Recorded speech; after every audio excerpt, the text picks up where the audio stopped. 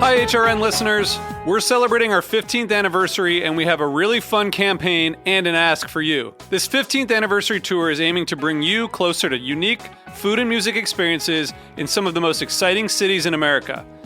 All the while, we're raising funds to support our work empowering the next generation of food systems storytellers through our fellowship programs. Here's how it works. Donate to HRN and be entered into a raffle in the city of your choice to win a dinner for two at a noteworthy restaurant and tickets for two to a concert at a prominent local venue.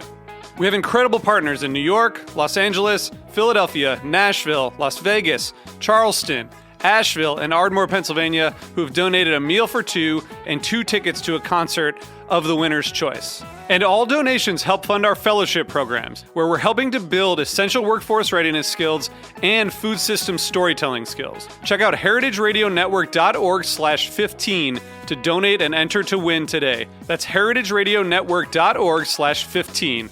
Thank you. Today's program has been brought to you by GreatBrewers.com, a social media marketing platform dedicated to promoting the world's great brewers and the beers they create. For more information, visit GreatBrewers.com. You're listening to Heritage Radio Network, broadcasting live from Bushwick, Brooklyn. If you like this program, visit heritageradionetwork.org for thousands more.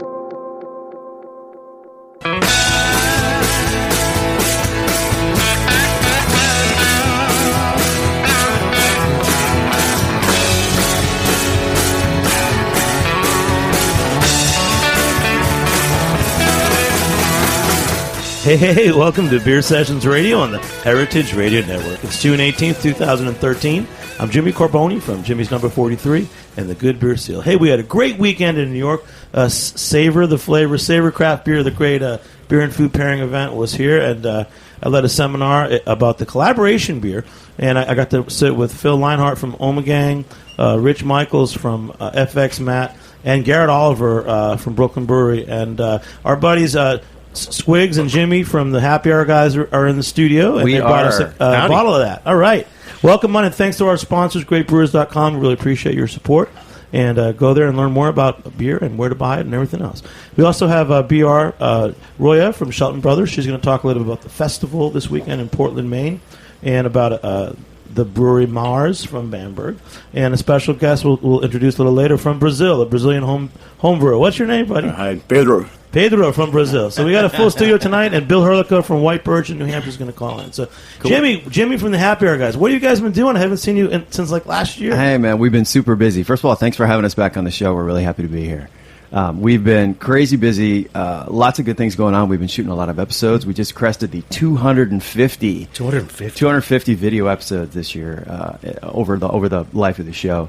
And we got this big thing coming up. We're going to do a craft beer tour for Bagger Dave's, which is a restaurant chain that's owned by Buffalo Wild Wings. You ever heard of those guys? Buffalo Wild Wings? They're a little place. But I'm trying to little place. But what state are these guys in? These guys are based in Michigan and Indiana. And they've asked us to come out and do 10 events that are sort of connected to their stores, and we're going to be hitting 10 breweries along the way in Michigan. And as you know, Michigan's a huge state for beer, so we're going to be hitting Atwater Brewing, Shorts, Arbor Brewing, New Holland, Brewery Vivant, Bell's, Arcadia, Dark Horse, and then down in Indiana, we're going to hit Sun King and Upland, and we're going to be shooting episodes at every single one of those places. Wow, well, cheers to you guys. Let's cheers to the Savor beer. Yes. And thanks to everybody. And Squigs, you're in the house. Howdy. You know, you're a Happy Hour guy, and you're a Broadway illustrator. That I am, yeah. And you actually branched out. You made the label for a beer recently. Yeah, right? Yeah. I worked with the guys at Barrier Brewing on their Zythosaurus limited release bottle from the available at the brewery and a few other places around town. But yeah, we called Zythosaurus, so we created a big Greek dinosaur throwing a lightning bolt and wearing a toga. And then also I did their Morticia, their Imperial Stout, aged with maple syrup, and we made a tall live Morticia hanging out in a graveyard. So yeah.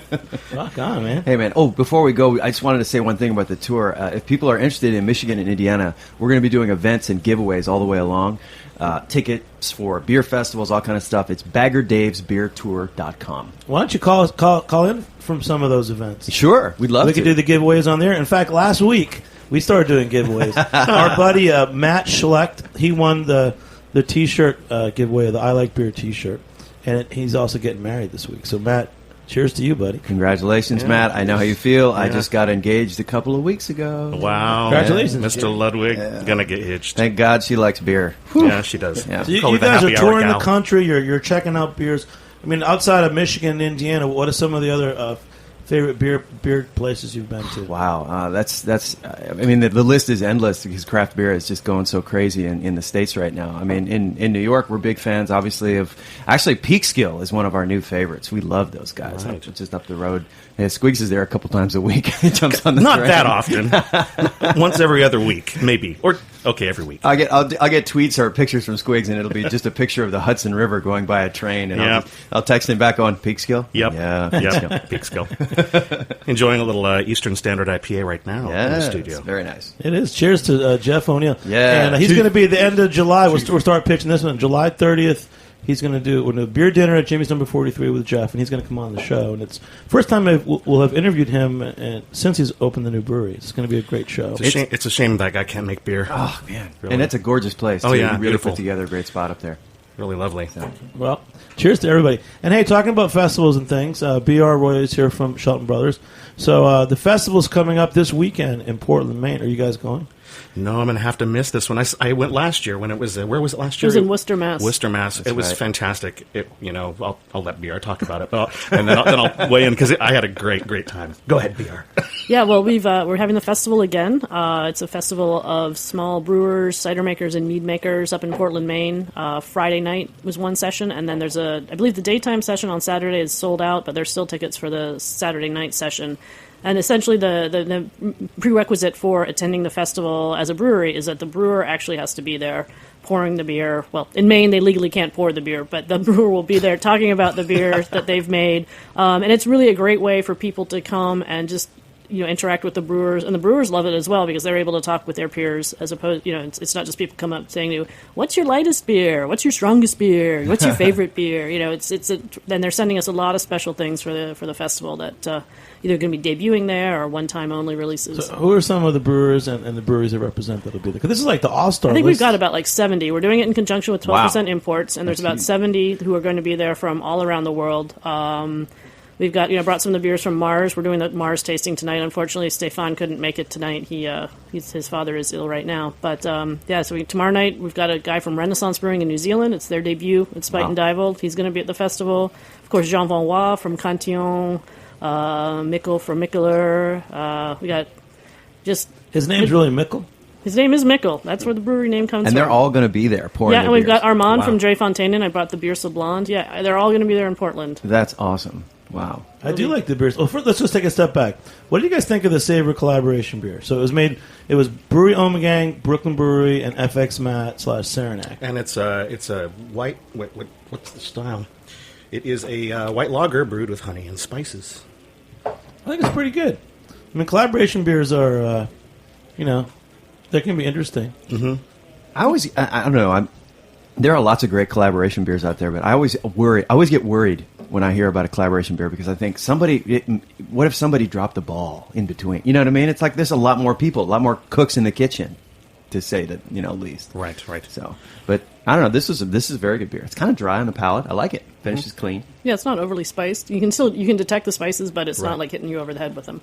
Yeah, I enjoy it. And beer for the festival in Maine. Yes. Did you guys do any kind of collaborations? Or your brewers are already doing that? A lot of our brewers are already doing collaborations. One that I can think of off the top of my head is the Page 24 from France. Did a rhubarb IPA in collaboration with Njug Njug from Norway. Shuttle came down to northern France to brew. So that's one I can just think of offhand just because I remember. Did you say rhubarb IPA? Rhubarb IPA. That flew by me and then came back and slapped me in the back of the It's head. like, wait a minute, let me go out back and see what's growing in the backyard. Oh, Rhubarb. I'm told it's very refreshing. I've yet to have it. I'll have it for the sounds first time amazing. this weekend. Yeah. No, I love just non-traditional ingredients. Yeah. I love that in craft beer there are no rules. I love that. Yeah. Me too. Well, I'm going to say these names because I love them. You got De La Seine, Cantillon, Duranky. I love Duranky. The XX bitter and We're going to have the triple X bitter. The They brewed Guldenberg special. triple.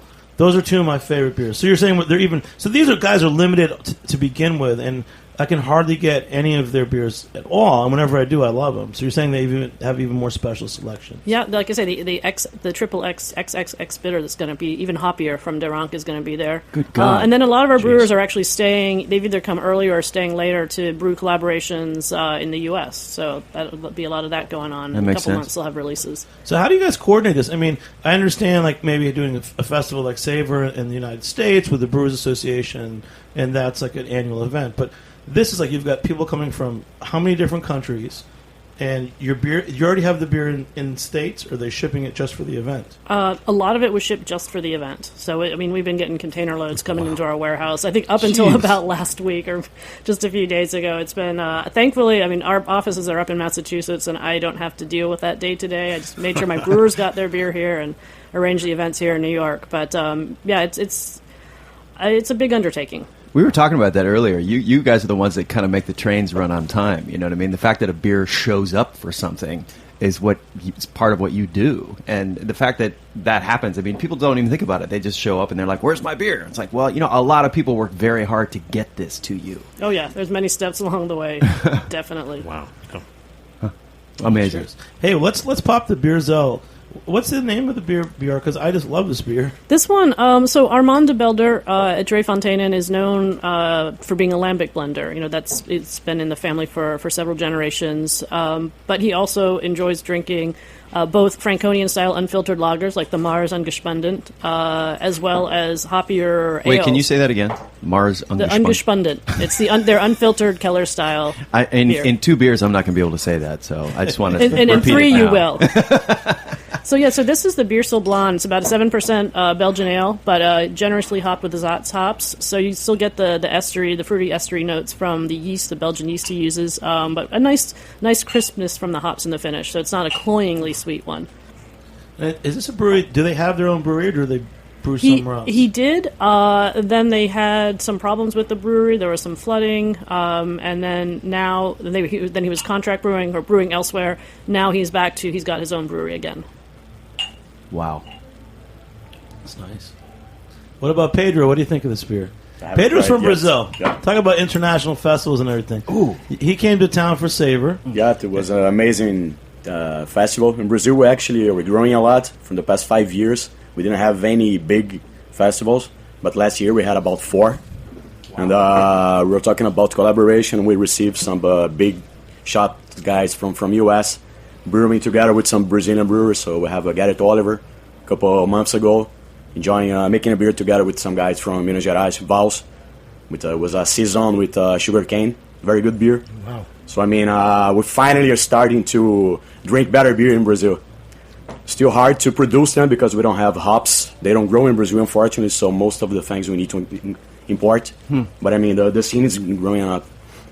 I've heard people say that once that Brazil's getting more of a middle class, at some point it's going to be a huge place for craft beer. I would say from the last 2 years, you can feel it. In Rio, for instance, we had, I would say, about 10 bars that only serve craft beer in small breweries. Until 2 years ago, we didn't have none. So the guys are starting to put some money. Wow. We heard about some European, like Mikeller. He went to Brazil. He's planning to open a bar in São Paulo. So Stone guys were there also thinking about the same thing. So Brazil, it's increasing a lot. Tell us about yourself, because you came to New York for the Savor event. Yeah, I'm a home I brewer. met you Friday at Jimmy's number 43. Invited me here. Thank you once again. That's your talent pool right there. You pulling people out of Jimmy's Number 43. Yeah, I'm a home brewer myself. I'm starting to start a business there, but it's very expensive. I also teach beer sommelier from Dammens Academy, which is a German institute. And I have a second class in Unreal. I'm one of the teachers teaching people how to drink properly. Pedro, let me ask you, everybody's kind of, who's in craft beer has their sort of gateway beer, the beer that they tasted the first time that opened their eyes to craft beer. For you as a Brazilian, was there a particular beer that you drank that you were like, whoa? Yeah, it wasn't Brazilian, unfortunately, because we usually only had Latin American light lagers. We don't taste like nothing, don't smell like nothing. The first beer I remember having was a Belgian one. I was married with a Belgian lady, so that was my good introduction on a nice world of beer, and it was Triple Carmelite. Wow. As far as I remember, it was the Did first you get beer. rid of her? Yeah, she got rid of me, but anyway, I kept married with beer, so it's fine. But now I'm growing. I'm an IPA fan. I love hops, and the American hops are the best. Not because I'm here, but I mean I love the smell, the taste. So do you grow them in Brazil? No, they don't grow there At all? The It's weather. too hot? It's not South Brazil. If you try, you can do it, but I mean it's not economical, viable. It's not. It's cheaper to import. Which is a big problem because if you want to do beer with the hops that don't usually have all over the world, it's hard to keep a pattern. So maybe you have some batch of fantastic beer, you want to make it again, then you don't have the same hops, or you need to buy from someone else. So it's those problems we face a lot. Hey, Jimmy, I think you need to open a Jimmy's number 43 in Sao Yes, Paulo. man. If you need apartment, I partner, might never come back. Why not, right? Dude, I think that would be a great idea. plenty of space. And Jimmy, I think you should be my wingman on every I'm show. all over that. It's the man. Jimmy and Jimmy show tonight. It's Jimmy Squared. Just Jimmy put a 2 Ludwig, over look at top. these guys. We got an international staff. You know, what is this? I got guys from America, Brazil, and America. That's pretty international. All international. All right, we got since in all 2006 Broadway actors Jimmy Ludwig and Mark Aldrich, and also Justin Squiggs Richardson. They've been doing the happy hour Robertson. guys. Yeah. Roberts. That's all good. I That can was be good. Richardson for a day. His nickname's Squiggs. Hey, you just call him Squigs. He answers I to call him Squigs. Squiggs. Call him So, Squiggs. anyways, you've been doing this show, the Happy Hour guys, over 250 episodes, and I'm looking forward to this tour you're doing in Michigan and Indiana for Bagger Dave's Burger Town. And Yeah. you guys will Tweet- be calling in this summer because we want to hear keep the updates. We and totally everything. will. We totally will. And tweet at Bagger Dave's because they seriously are giving away. They're giving away burgers. They're giving away beers. They're giving away tickets to the Michigan Brewers Guild festivals that are coming up in the summer. I mean, some of the best events in Michigan beer. And Michigan's the number 5 state in the union for craft beer. I mean, it's huge. So they're doing all kinds of great giveaways. So tweet them at Bagger Dave's, and they will hook you up. I swear to God. All right. Well, this is kind of our festival show. We talked about Savor. We're talking about Bagger Dave's. We're talking about the festival in Portland, Maine. And we'll be back in a few minutes with Bill Herlicker from White Birch talking about a New Hampshire Beer Festival on Beer Sessions Radio.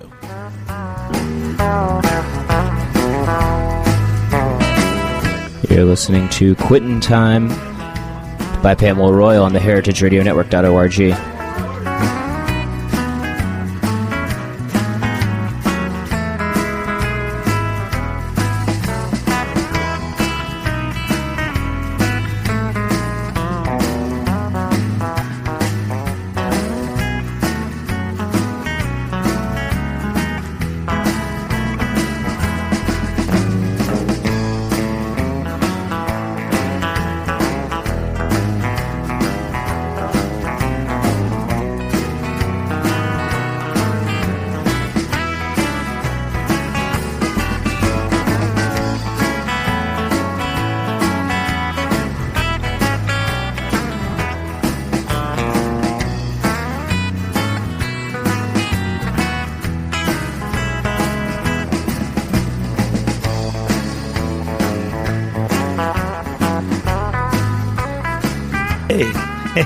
Hey, welcome back to Beer Sessions Radio on the Heritage Radio Network. I'm Jimmy Ludwig from the Happy Hour guys. Jimmy Carboni from Jimmy's number 43. Nice. And who else is here? Hi, Squigs here. And who else? Pedro. Pedro from Brazil. BR. All right. And we got a new guy Hey, from Tim Portland. Lynch. Just came in from Portland, Maine. All right. So we're talking about festivals. We talked about Savor. We talked about the Happy Hour Guys Summer Tour. Yeah, and the Happy Hour guys, the reason the show started is that we're both actors, right? And we were trying to figure out a way, how can we drink for free and get free T-shirts and free beer?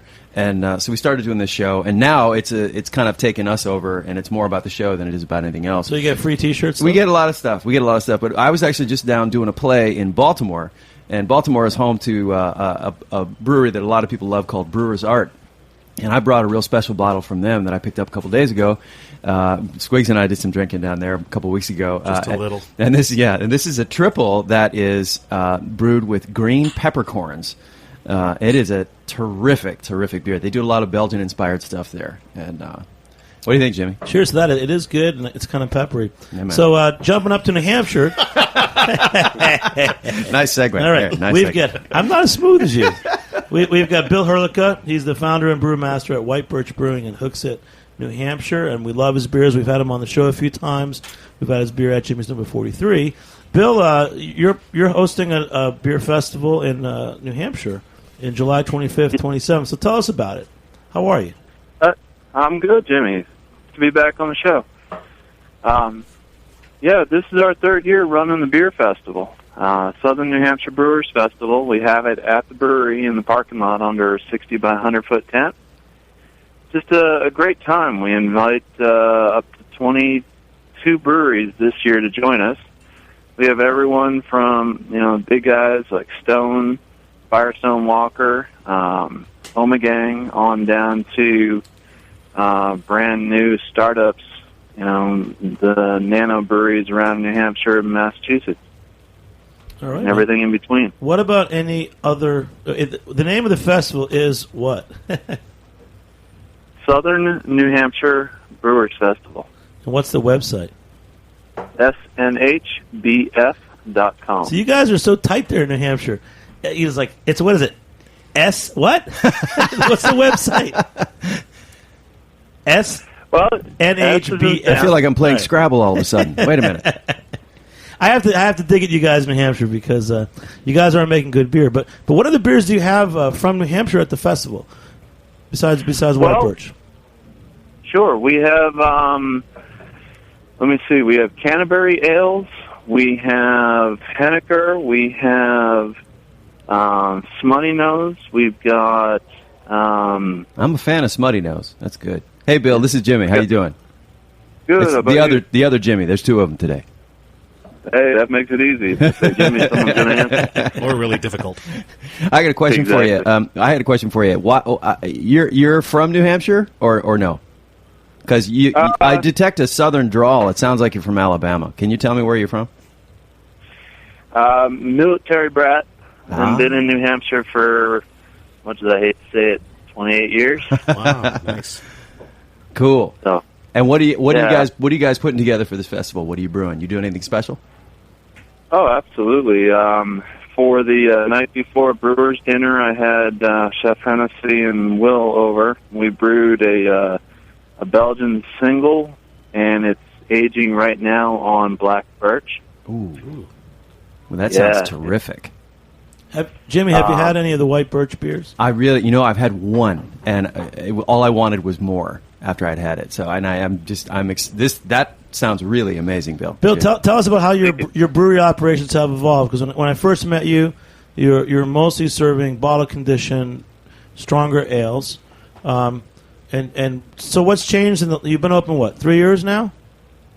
No, we celebrate our 4th anniversary on the 28th. We got a big party at the brewery. We've gone from making everything by hand, where I did everything. Deliveries, sweep floors, brew the beer, cap, label by hand. Last year we did a major investment in the brewery. We're a 7-barrel brew house. We're 15% automated. Nice. Does that mean that there's do you hire a monkey? Or a horse? Do you bring in barn animals? Actually, we feed a hell of a lot of dairy cows. Nice. But we installed a 15-barrel bright tank last year. Wow. In September. That lets us ferment. Force carbonate one batch or 2 batches at a time, and that we use with our bottling machine and labeler. We don't have any of those boxers or box palletizers or box assemblers or anything like that. So, the grain is still mashed in by hand, mixed by hand, taken out by hand. I've seen some automated setups where guys push a button, they're like, see this? All the grain's in the dump truck over there. I'm like, oh, man. But we earn our beer for lunch, Nice. You work off those calories. That's what it's all about. Absolutely. Sure. What about tickets for the festival? Belgian wheat wine. Ooh, that sounds terrific. Hey, Bill, I got a question for you. What about tickets for the festival? What are they going for? Tickets are $45 for general admission, $60 for VIP. Uh-huh. The VIP gets you an extra hour. We cap it at 200 people. Do you have a special set of tickets here for anybody who calls in here to Beer Sessions Radio? Good idea. Maybe a couple of freebies? What do you think? I don't mean to put you on the spot or anything, but what kind of festival is this, Bill? Bill, you have 200 tickets. Bill, you got to sell more than 200 tickets. Come on, BR at the festival in Portland, Maine. How many tickets are you selling? That's a really good question. Take a guess, BR. Yeah. I mean, we would like to keep it small. We don't want it to be 500? overcrowded. I would maybe per session, something like that, maybe a little bit more. Yeah. So 200 people sounds like a nice festival. But, Bill, can't you guys go up to 300? Well, that's the VIP section. Oh, it's only the VIP. It's the VIP. That's the extra hour. I missed it. There are more. There's general admission. Yeah. You were soaking up beer with your paper. Bill, you're on the phone. You have no idea what we're doing in this room right now. I'm imagining. Wow. Bill, it sounds like this festival is going to be absolutely terrific, Absolutely. man. Beautiful part of the country. Oh, yeah. Well, check this out. Everything's included. There's no drink tickets. There's no food tickets. I buy all the beer. I buy all the food. We have water bottles, water stations, real glassware to be served beer in. And if you want 10, pulled pork tacos, we cook it on site. There's no canned crap. Well, that sounds incredibly civilized, Bill. That sounds amazing. I love it. It's fantastic. I don't know why I'm talking in an accent, but you said civilized, so I decided to start talking as a British person. Where did Jimmy go? I don't know. Hold on. Sorry, Bill. How many people you got in that room today? Well, all of them are in Jimmy's head. Bill, it's the Broadway actors. They let the actors in, man. Everything goes downhill after that. So they just pretend they're beer guys. Uh-huh. We're acting. Nice. One of the things I think is going to be a blast on Saturday, aside from the fact that we've got a cigar tent, too, we brought the guys from Mirac in Massachusetts up, and they're going to be running stillage, hardcore like they do down at the Cask Fest in Massachusetts. Wow. I think that's going to be a real treat for people up here. In fact, demand for the Berliner Weiss has been so far beyond anything I expected. We've got a couple more in the tanks right now, and we're going to do a cask of Berliner Weiss with New Hampshire blueberries. Squigs, if we start driving now, I'm sure we can get there in at least 5 days. I can promise you, it's probably only on the right roads. It's probably a 5-hour drive from New York City. Yeah, it's not. I mean, it's southern New Hampshire. And if you're in New England, it's closer. So. You guys might have a hard time keeping people away, is what I'm thinking. This sounds amazing. It really does. Well, we've sold out 2 years in a row, and last year we turned away 80 people. Bill, jump off the festival. We have a max ticket count, and when we hit it, we hit it. Bill, hold on. Bill, last thing, because we're going to cut out in a minute. Tell me that when you got started, and I love your beers, tell me 3 of your favorite beers that inspired you when you were just starting to brew. Oh, boy. When I first started brewing in '94, the Chimay stuff, that just blew me away. Guinness Extra Stout, I'm like, holy crap, this is black. This is awesome. Why isn't everyone drinking this stuff? So, I just started doing that, and then second year that Allagash was open, I went up, I visited. There's Rob Todd. He's like, yeah, I'm a full-time guy. There's my sales guy, and we have a part-time office person. Everything was in one warehouse. I'm like, oh, this is so cool. It's a passion. Nice. Well, good for you, right, man. Hey, are you going to go to the festival in Portland, Maine, Bill, this weekend? We're not doing the festival, but in September we're coming up for a really cool one that Mac is running. What's that? Portland Beer Festival. Oh yeah, awesome. Very cool.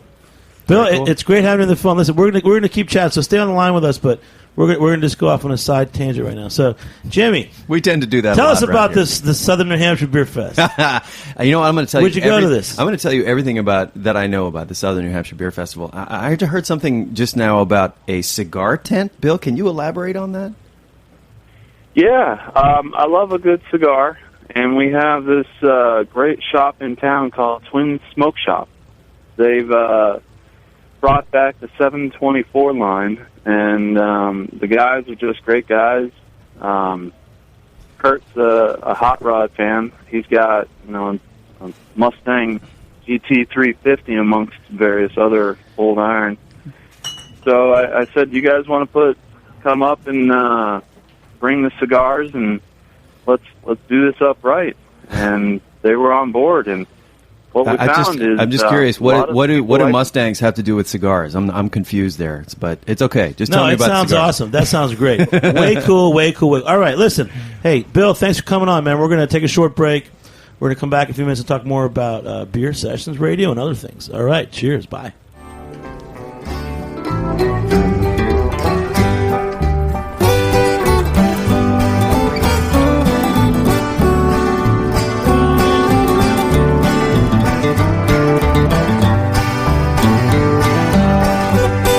You're listening to Favorite Flower by Pamela Royal. Stay tuned for more Beer Sessions, everybody.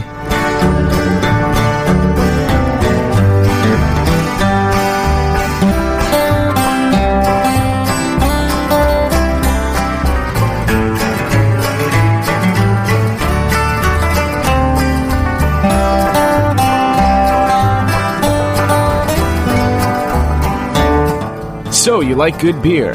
Whether you're a craft beer pro or just had your first sip of an IPA, GreatBrewers.com is your #1 beer resource on the internet.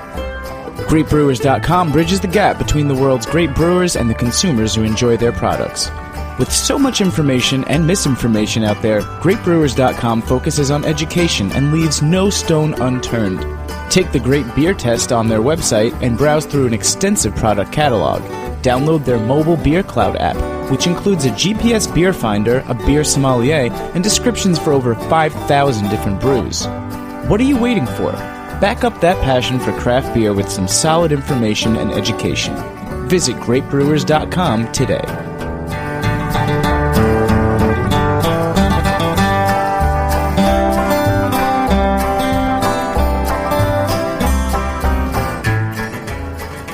Hey, welcome back to Beer Sessions Radio. I'm Jimmy Carboni from Jimmy's Number 43. And I'm Jimmy Ludwig from the Happy Hour Guys. Heck yeah, and who else? Squigs from the Happy Hour Squigs, Guys. all right. And before we get to everybody else, I want to tell you about our sponsors, GreatBrewers.com. But we're out at Roberta's in Bushwick. We're out here every Tuesday, 5 to 6 p.m. And you can listen to us on archives on heritageradionetwork.org and on iTunes. And don't forget to become a member. If you like listening to us, go to heritageradionetwork.org and become a member, and there's a lot of benefits, but it keeps this network going. There's some great new interns. You get Eddie, and you get Justin, and a lot of cool people that are working here in addition to our regular staff. So we love being on this network, and we want it to keep growing and thriving. Mm-hmm. And again, thanks to Roberta's in Bushwick for if you ever go to Roberta's in Bushwick, come in the backyard to see a little sound studio in a shipping container, and we're here. We're drinking beer. All right. So we're talking about festivals. We had Savor in New York. There's going to be the Southern New Hampshire Brew Fest in New Hampshire with Bill Herlicker from White Birch. You guys are going out to we're not going Dave and actually, Buster's. I didn't tell you. I didn't What's tell you it the called name. again? I didn't tell you the Bagger name Dave's. of this tour. It's Bagger Dave's, but we're hitting three different parts. Isn't it of Dave and Buster's? No, Bagger Dave's. But we're hitting three different places. They're calling it the Bermuda Triangle tour. Bermuda Triangle. Beer- There's a Bermuda place in Triangle. the East Village called the Bermuda Triangle. You know what that is? Is that right? I didn't know that. It's Burp Castle, Standings, and Jimmy's Number 43. That is You guys are stealing my tagline. All right. I didn't mean to. I'm sorry. So let's go back to Portland, Maine. BR, you guys, Shelton Brothers and 12%. It's probably one of the cooler. I think what we're seeing is these really interesting specialty beer festivals. I mean, the Southern New Hampshire Fest sounds great, and now this is the second year for the festival. We've got a buddy here, Tim Lynch. He just moved to Portland, Maine. Tim, why don't you just tell us about a couple Portland area beer breweries or bars that you like. So as our friends go up this weekend, where would you hang out in Portland if you like beer? Oh, that's a tough one. I just got there, and I'm still exploring, but they got a lot of great beer up there. You got Allagash, you got Shipyard, Casco Bay Brewing, and Gritty McDuff's, which is looks like a cool place. I've been in there a handful of times, and it's always packed whenever I go past. So, is that a real place, Gritty McDuff's? It sure is. It's a real brewery, and there's a great bar up there called the Great Lost Bear. If you've ever been up there, it is a terrific bar. So you're saying you just go into the breweries and they have tasting rooms? Shipyards does, and but I've been to a lot of pubs. The restaurant scene is fantastic up there. There's a lot of great places, and they've got a lot of unique food, and they do a lot of good sampling and pairing with the beers. What are some of the restaurants that you like in Portland? Oh, boy. Because all our Where listeners do are I going up there start? this weekend. Are they? Give us 5, Tim. See, 5 restaurants. Here we go. Five. 1, 2, 3, 4, 5. Okay, come on. Make it happen. Put him Come on on. the spot. Yep. I do feel like I'm on the spot. Yeah. Well, how about can I start at a bakery? I guess that's too early in the morning. Yeah. It's the oldest. It's the second oldest profession. Come on. Excellent. Is it really? Yeah. I would definitely go to Standard Bakery right on Commercial Street in downtown Portland. And then beyond that, Flatbread Pizza is right downtown. There's a new place called Infinity Brewing and Distillery where they're brewing and distilling right on that location on Commercial Street on the south side. Gritty McDuff's. What is that? Is that a brew pub or a pub or what? That's it's a brew pub. You know, they've got pretty decent food, and they've got the whole facilities right there, right behind glassed-in rooms. People are busy working. It's a great location. They got a lot of lobster up there. Lobster, A lot of lobster.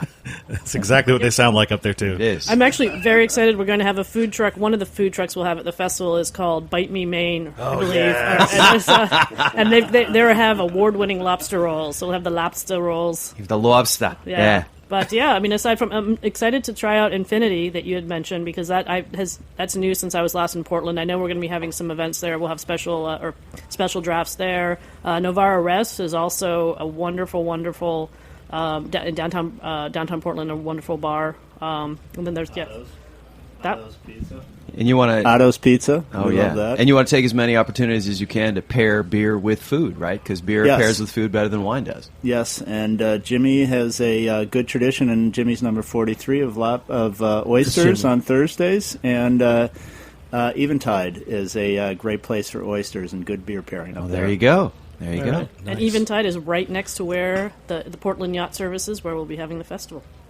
And how do we get tickets to the festival, BR? There was an Eventbrite site, which I don't remember the exact address. It's easiest to go to the-festival.us, and then that'll take you to a link to, I believe, like I say, I think Saturday day is sold out, but Friday night and Saturday night sessions are still available. These websites are so complicated. I want to talk to someone from Brazil. I just Yeah, go to Pedro. Brazil, and then everyone knows where it is. So, Pedro, tell us the best experiences you've had in America. Beer, for instance. So what beers do you like? It's hard to choose, man. Every time I came here, there's so many different options of new breweries or new labels. In Brazil, we got stuck with pretty much the same guys all over. Now it's getting better, but every time I got here, I feel like I'm in Disneyland. Every single pub, they have at least 14 taps. In Brazil, the one in Rio, actually, the one we have most, it's only 20. How about this? What's the worst beer in Brazil? It's hard to say. I would say Skin Cariol, and I hope there's no Brazilian guys listening. Stinkaro? Stinky Cariol. They just it's actually used to be the worst Brazilian factory, I would say, brewer, but they just got bought by Kirin. It didn't get better at all. So, Just got bought by Kirin. But Kirin, yeah. Wow. What's another really bad Brazilian brewery? Man, I work with beer down there. It's kind of tricky. We can't knock the American breweries. So we have to knock the Brazilian breweries. Yeah, but most of the Latin American light lagers, they don't taste like nothing. But I mean, you have to see that Brazil, at least Rio, it's hot as hell. So people won't go to the beach and drink IPAs for the entire day. So they need something very I would. tasteless. I would also, but most of the... Do you know what I don't. drank on 4th of July last year? I had a little party in my backyard. I had Einbecker My Bock. So it was a 6% kind of spring bock from a nice brewery in Germany. And I figured if I got it really cold, it would have enough flavor and be refreshing. And I made it stay cold by I poured one bottle into like 3 cups at a time. Whoa. So we only drank one bottle at a time. So it was super cold. And that was the best beer I ever had on the 4th of July. It says it's coming up, you know. So Yep. I think there's room to grow. I don't think there's anything wrong with drinking a slightly stronger beer or a more flavorful beer when it's really hot out. No, And more I don't think flavor there's- for I sure. don't think there's anything wrong with preparing yourself for the hot weather and like thinking, hey, I'm going to have this beer, and this beer. Getting yourself ready. Yeah. Yeah. I mean, at the festival, going back to Portland now, in Portland, let's just say it gets really hot this weekend. They're on the beach. What are some beers that you might like to drink, you know, in a beach seaside community that aren't just lagers? You mean that are at the festival or just in general? Well, beers from your portfolio that you could you could drink in the summer, like summer Yvonne beers. from De La Seine is all about the very flavorful lower ABV beers. So any of the Taurus Bulba, the Zinnebier. Then also we're bringing in the Rittergut's Gosa, which is low ABV Gosa. Mikkeler has got his Drinking in the Sun, which every year goes lower and lower in ABV. I believe last year was 2.8, and this year I heard it's under 1%. They've gotten it down. Wow. Serious. So we have seen beers. I like session beers with a lot of flavor, and they're very refreshing. And you're right, this Taurus Bulba, it's like 4.2% is dry hopped, and there's this beer from Spain that's like 2.9%. I have to give a little shout out to Reiner or something. Yeah, the Guino Reiner. Reiner, that's 2 and that's from Spain. So that's so cool. I think there's a lot of room to make beers that are refreshing. I even like dark. I found a lot of 4.4% dark beers or black beers. I think that there's a lot of room to keep it refreshing in a warm country like Brazil. So absolutely. I know you're working on it too, because you lied to me. You say, maybe you don't know that he has to learn more English, because he says he's a home brewer. Then you show me pictures of this like giant brewery that you're making beer in. No, but I mean, you're more than a home brewer. I'm together with a three friend of mine, so we developed a recipe and we are starting to prepare in a large scale. It's not finished yet, but we are thinking about getting inside the market. So there's a lot of bars in Rio. I know most of the players, so there is space for everybody. So we are making an oatmeal chocolate stout now. It tastes very good, and it's not a summer beer, if you would say that, but anyway. Everything's a summer beer. Yeah, man, beer, it's for every weather, but we have a very good black IPA from a friend of mine. And, man, it's perfect. 40 degrees in your head, and you keep drinking that for the entire day. So it's great. Just a matter of changing the people's mind. We are used to, not we, but most of Brazilians are used to very light beer. Now we have zero tolerance driving law. I'm gonna pitch a book, and we've talked about it a few times. Tom Acatelli, he's a writer, a friend. His book is out. It's called The Audacity of Hops. If you haven't got it, you should get it. Great book. And in America, in the 80s, the number one and number two beers, it was like Bud Light and Miller Lite. And everyone thought the same thing, that people would only drink that. But the pioneers in craft beer, they fought through it. And look at what we're doing today. It's the same thing in Brazil. I don't think it's the weather as much, because there's people in Florida that are making craft beer. There's people in Texas that are making craft beer. One of the top American craft beer cities is San Diego, which is pretty nice. It's like beach and outdoor, and they drink IPAs all the time. Yeah. Stone, Green West Flash. Coast IPA, that's where So, hey, guess what? You're doing the right thing, and I think Brazil is open for craft beers. Yeah. And we're going to go down there. I hope so. But you have to help invite us. Yes. Jimmy's number 43 we need a South. trip. We need a trip to some country. When we first opened one of our first shows, we got in trouble because we talked to a rep from Stone, and we said, you know what? You got San Diego Beer Week coming. Why don't you send us out there? And the rep at the time said he got in trouble from Greg Cook, and said, "I'm sorry, Greg, but we weren't trying to squeeze your dime, but why not send us out to your beer fest? So we're going to Brazil. How about that? I hope so. I'll put it out. You put it out there and make it happen. That's okay? right. That's right. Speak it out loud, man. Yeah, speak it out loud. And then we could do Dave and Buster's with you guys in Michigan. Bagger Daves. Yeah. I have to say, one thing that we're really excited about, we were talking about it before, is that the pendulum swinging back to these great session beers, low ABV beers. I was just down doing a couple plays in Baltimore, the acting thing again, and it was great. But we shot an episode at a little brewery down there called Union Craft Brewing, and they found, this is so cool. It's one of the things I love about craft beer. They found an old recipe book that a brewer in Baltimore, pre-Prohibition, had put together. And they opened this thing up, and it had a barley vice in it, all barley instead of wheat. And they brewed it up as a sour, and it's 2.9%. And it's awesome. It's so flavorful and tasty. And 2.9%. You could drink it all day, and it's fantastic. So hey, well, beer. Tonight we're going to do a tasting with Mars, and Joel Shelton's coming. Yep, in his Lederhosen. He's representing Stefan from Mars. But I'm wearing Lederhosen. I know right we'll now. have 6 Mars beers, and I had an eye-opening experience last year, guys. Listen up. Stefan from Mars led a tasting.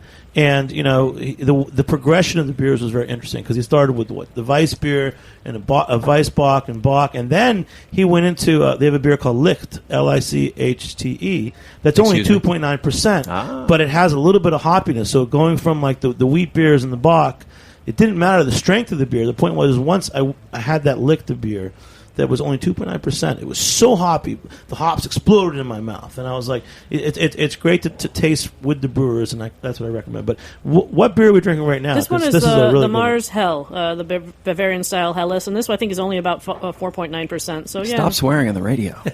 It's fairly sessionable, but yeah, I mean they do a lot of their beers are lower in ABV. Tonight we'll be doing the Pils, the Hell, the Ungespundet, which can you say that now? Bless you. God bless you. Yeah. And also the Ginger Bock, which I believe we had a keg of that a few weeks ago at Jimmy's, and this is sort of the I had it last night. We tapped it, but let's talk about Bock because these German styles, talking about Brazil, they're so interesting. I mean, you've got just in these lighter lagers, you got the Pils, the Hell, the Lichte, the Ungespundet, and then you also have Bocks. And I always think that Bock's dark. Mm-hmm.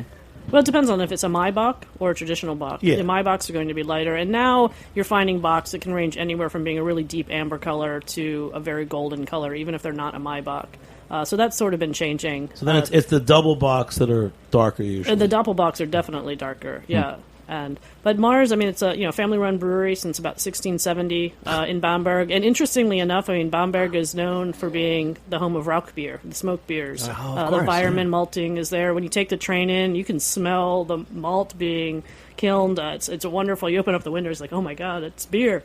But, I do that all the time. They don't. They're one of the few breweries in the town of Bamberg that does not make a Rauch beer. All of their beers are a little bit more. Well, none of them are smoked, but like I say, they've got the unfiltered ones, they're unpasteurized, so very, very fresh, and they evolve in the bottle as well because they've got the live yeast cultures in there. Amazing. Jimmy, I got a question for you. How do you like my Lederhosen? Do they look good on me? I do. You like this? Is it my color? Pink is not usually my color. Do you know there's a secret of Lederhosen that Stefan from Mars showed me last year? And I'll let you tell that story. This is a good story. And hopefully he's listening. So in Lederhosen, you don't have zippers and buttons and all that stuff.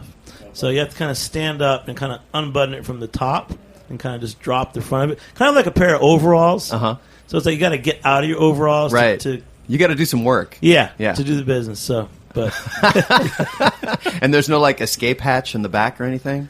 You know Nothing what? like that? We're going to say that for the next show. I think that's a video. That's for your video. Happy hour, guys. You should just think about Jimmy Ludwig getting into a pair of Lederhosen and having to go to the bathroom at a beer festival. And that video will get taken down immediately. Yeah. Yes. But for the moment, while it's still up, that'll be good times. But good times. You guys are awesome. Thanks for coming in. There's a lot of things going on in New York, but there's so many festivals, and we'll run through them more time. It's the Southern New Hampshire Brew Fest is coming up in July, but this weekend it's the festival, Shelton Brothers and 12% up in Portland, Maine. The Beer Muta Triangle Tour in Michigan. With Dave and no. Bagger Daves. Bagger Daves.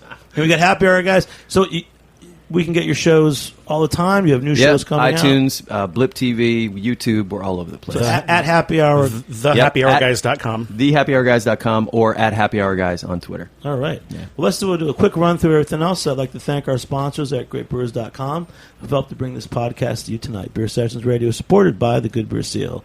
If you like this podcast, give us a good review on iTunes, too. And thanks to BR, Jimmy Ludwig, Squigs, Bill Herlica, we got Pedro from Brazil, and Tim Lynch from Portland. Thanks for joining me on the Heritage Radio Network. I'm Jimmy Carboni.